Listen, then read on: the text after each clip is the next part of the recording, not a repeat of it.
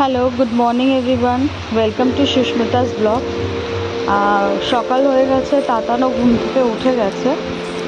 আর এখন সকালবেলা ওকে ফ্রেশ করিয়ে ও খাচ্ছে দুধ।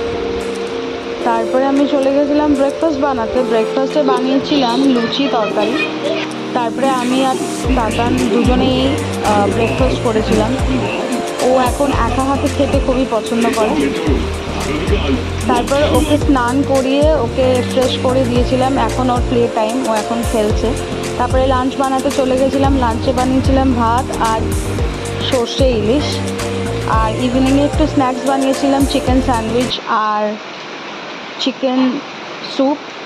রাতে কিছু খাইনি আর আইসক্রিম খেয়ে ঘুমিয়ে পড়েছিলাম।